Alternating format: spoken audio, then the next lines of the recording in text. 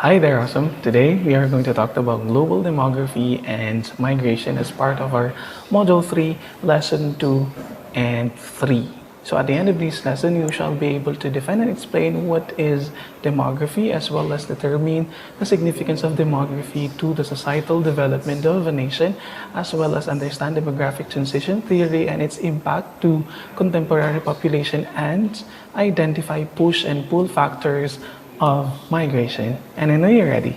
So let's begin.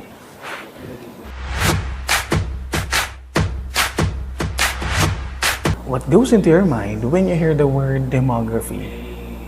The word demography actually comes from two Greek words, demos and graphene. And when we translate these two words in English, it means demos is the people, while graphene means to draw or to write. So if we try to add these two Greek words, it means to write something about the people. Because as you can see in the definition that we have in the slide, demography, it is the statistical study of human population.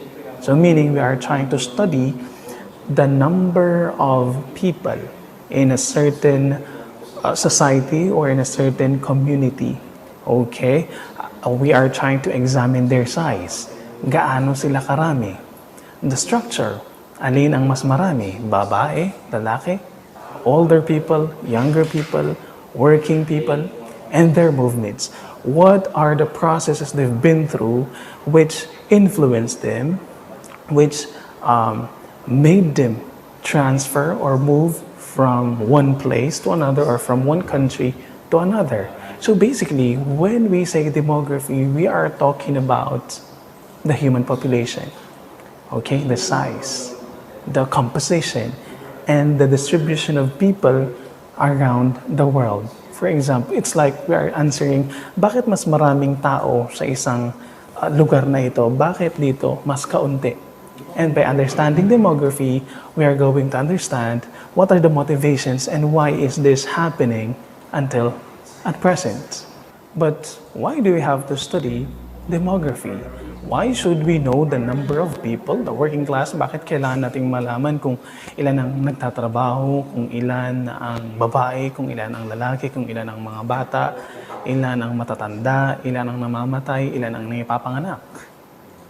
What if I say, as of 2020, the Philippine Statistics Authority recorded that the Philippines already has 109 million Filipinos. Ibig sabihin, merong 100 million na mga Pilipino na nabubuhay. So, what do you think is the connection of that thought to you as a student or to me as your instructor? Meron bang significance yun? With that figure, can we say that the Philippines is overpopulated? And with that number, how many percent is the working class or ilang porsyento ang nagtatrabaho or employed? At ilan ang walang trabaho? So as a youth, as the future of this country, what should we do?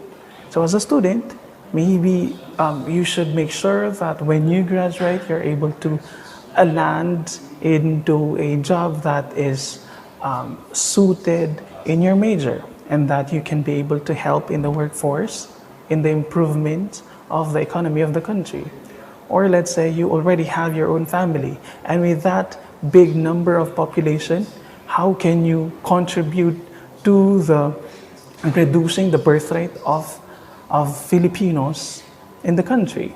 So maybe you can consider taking contraceptives, right?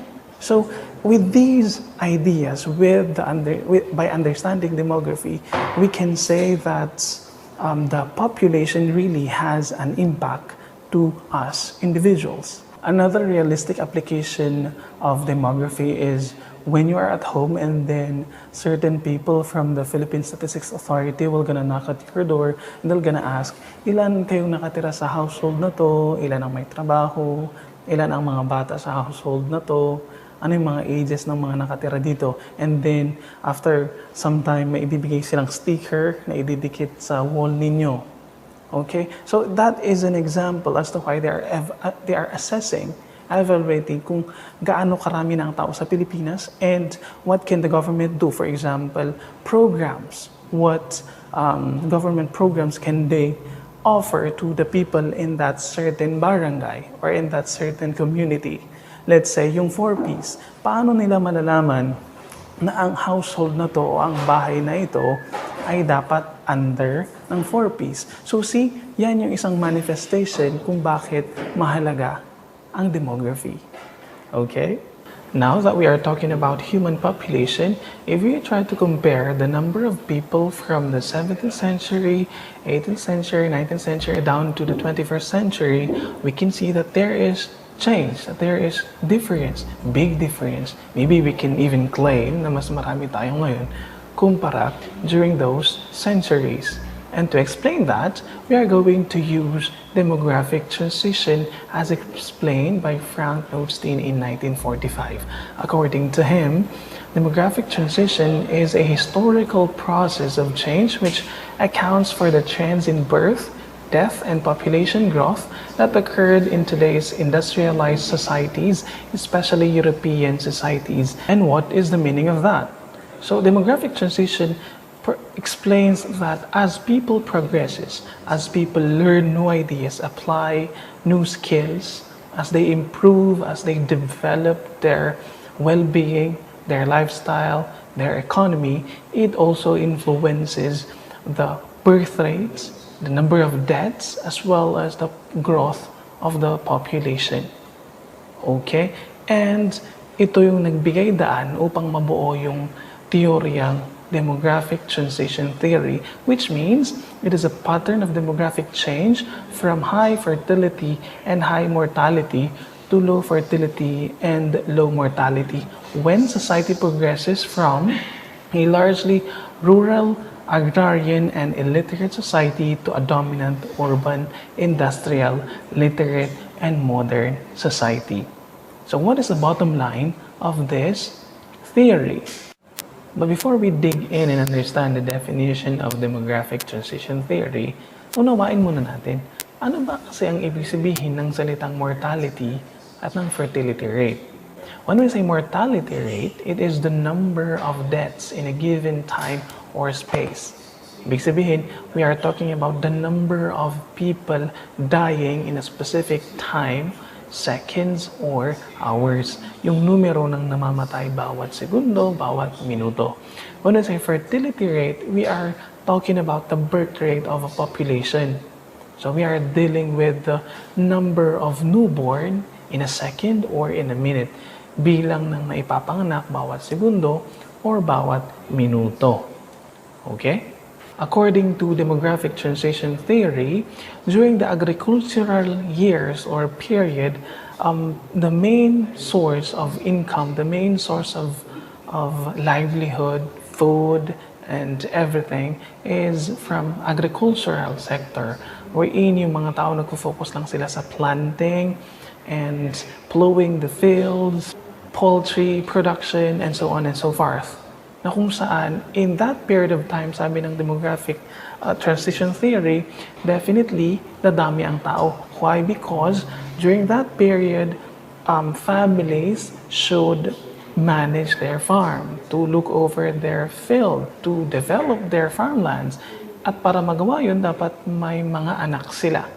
So basically, they are not really controlling the number of the population during those times as compared to the 21st century or the 20th century, wherein because of the introduction of new industries and modern equipment, we are no longer bounded only with the yields that we get from agriculture or agricultural products.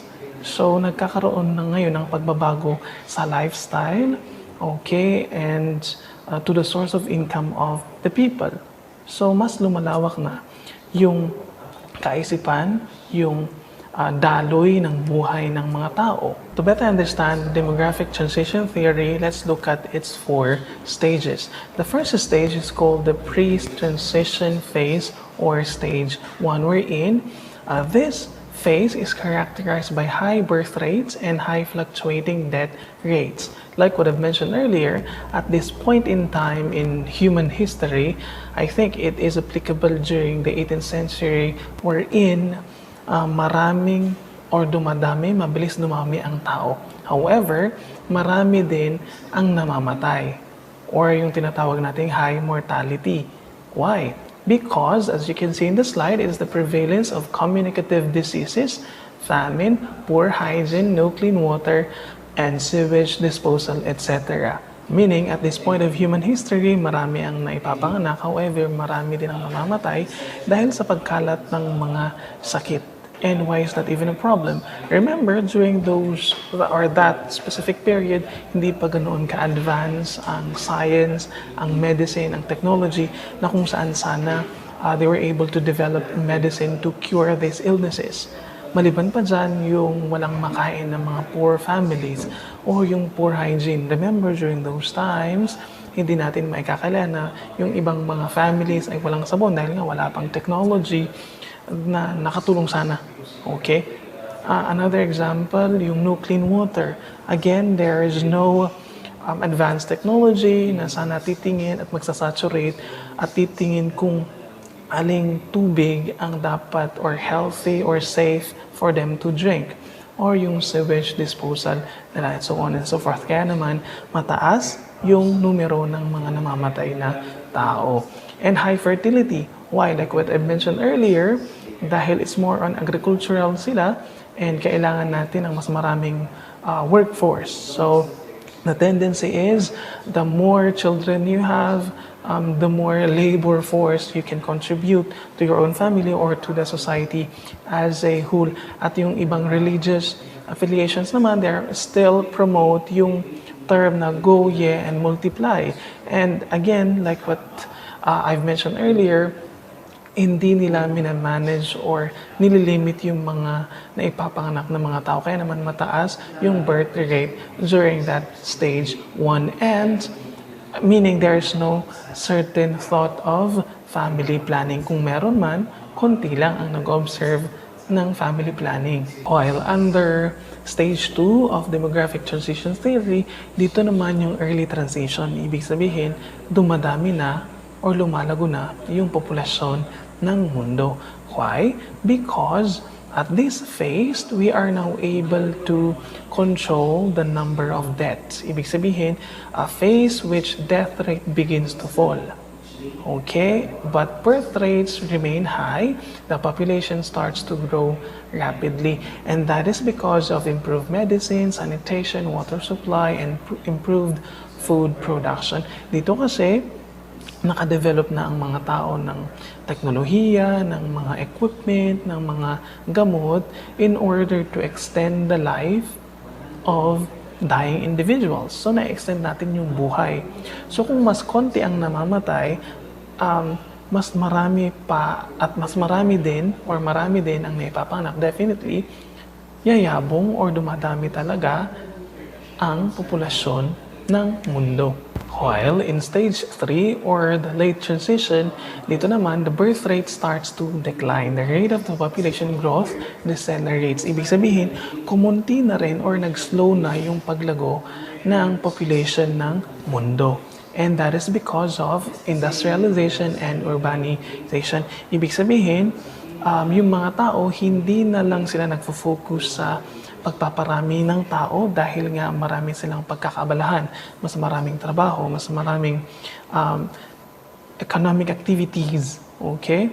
And with that, hindi na nila masyadong naiisip na bumuo or gumawa ng mas maraming bata, okay? Especially if you are living in highly urbanized areas or big cities na kung saan the cost of living is expensive. Therefore, instead of spending that wage or yung na-earn mo, definitely, mag-iisip ka na kung mag-aasawa ka na or hindi. Kasi definitely, pag nag-aasawa ka, magkakaroon ka ng anak.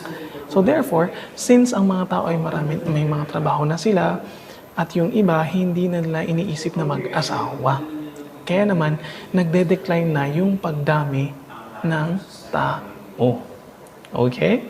While in stage 4 or yung tinatawag nating post-transition, new equilibrium has been reached between birth and death rates with the stabilization of the population. Ibig sabihin, nagkakaroon ng balance between sa numero ng naipapanganak at sa numero ng namamatay. Dahil again, because of the availability of modern medicine. Ibig sabihin, control na natin yung mga number ng nagkakasakit na mamatay because of no medicine. Okay? And because of family planning naman, nakokontrol din natin yung pagdami ng populasyon. Okay? Now that we're done talking about demography, the factors influencing the increase of the population and the reason as to why the population growth is declining, now let's talk about a human process as to which it involves the movement of people from one place to another, which is what we call migration. Okay, so when we say migration, it is a crossing the boundary of a political or administrative unit for a minimum period of time. Meaning, it is the movement of people from one place to another. For example, a Filipino moving to Canada to live there. And we can identify several reasons to point out as to why people migrate or move from their domestic or home country moving to different lands or foreign lands. And migration has two types. We have internal migration and external migration. When we say internal migration, it is a permanent movement of individuals or group over varying distances to change places of residence. Internal migration occurs within the boundaries of a given country.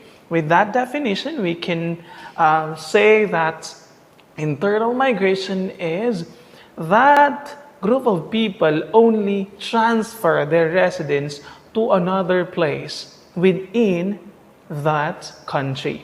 For example, a Muslim in Mindanao will move to Baguio City to permanently live in Baguio City. That is what we call internal migration. Because when we say internal, it's inside that country or state. But when we say external, it's the other way around, wherein a person will move out from his country of origin and he will live to another country. So external migration is crossing the boundary of one state to another.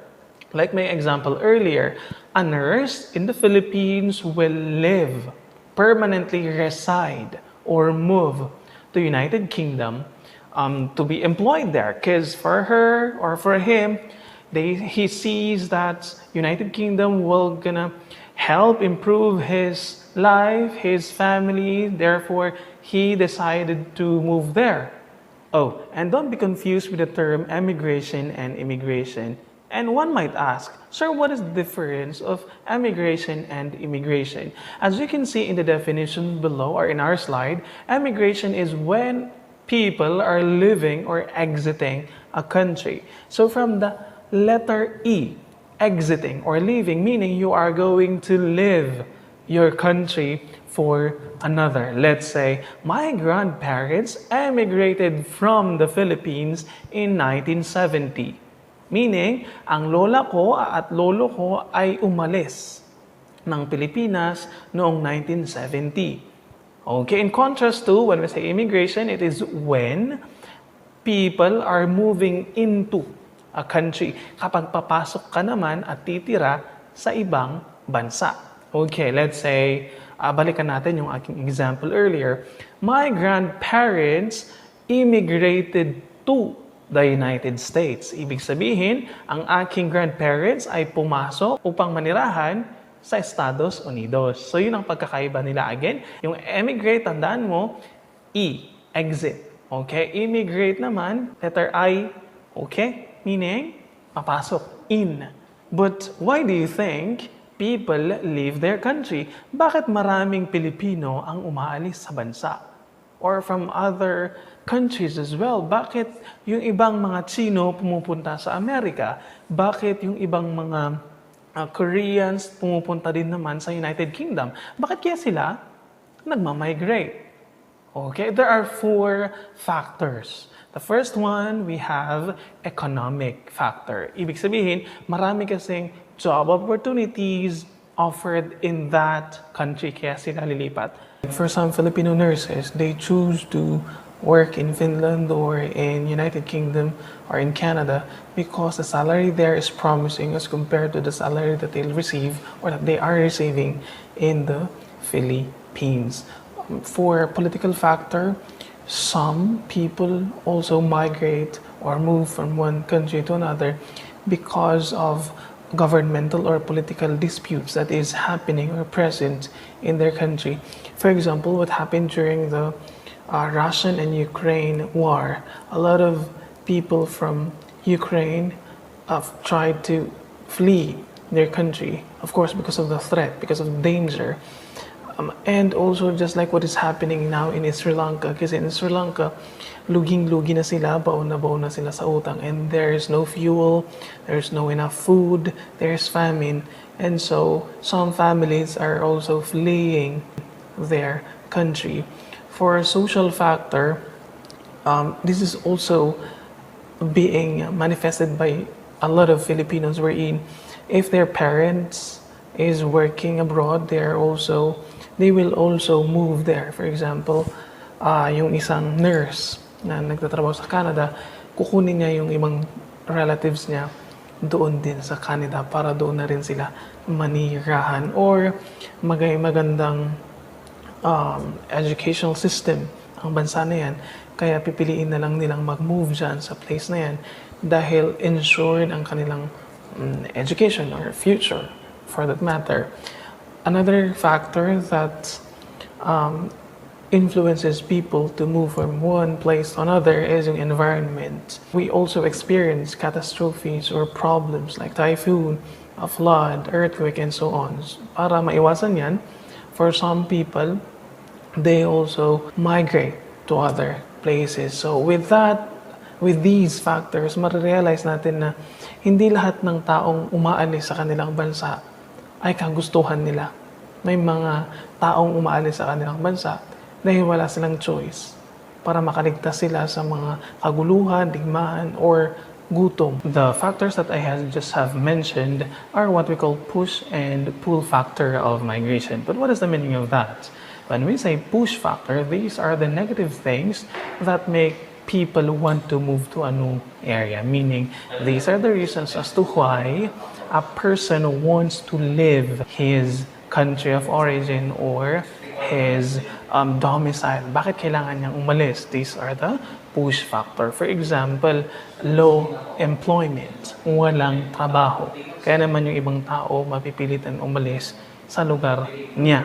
So that is an example of push factor. When I say pull factor naman, these are positive aspects that attract people to move to a new place. Ibig sabihin, ito yung mga reason na nanghihila sa mga tao para marirahan naman sa lugar na yan. Let's say Japan. Japan has highly developed technology.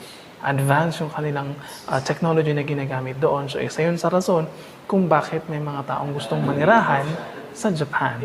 So there, ito yung pull factor or yung mga rason na nanghihila sa mga tao para lumipat doon sa mga bansa na iyon. To give you more specific examples, here are the following. For example, push factor, lack of services. So sa isang bansa, hindi ganoon ka-advance ang mga services. So, for example, kailangan pang pumunta sa ibang bansa para lang magpa-opera or stem cell therapy. Okay, kaya naman, yung pull factor, better service yung bansa na yun, kaya lilipat sila. Low employment, yung na sinabi ko kanina. Higher employment, mas malaking posibilidad na makapasok siya sa mas mataas na pasweldo. Okay, lack of safety, walang kasiguraduhan, okay? Mas safe ang society pag move sila sa mga bansa na ito. Kasi konti lang yung mga kaso nila ng mga crime, and so on, and so forth. So those are the push and pull factor of migration. So there you have it, awesome. I hope that this video was able to enlighten you on what is demography and migration. If you have some questions, just message me on our class group chat and I will gladly respond to you. I'll see you again next time. Take care. Bye.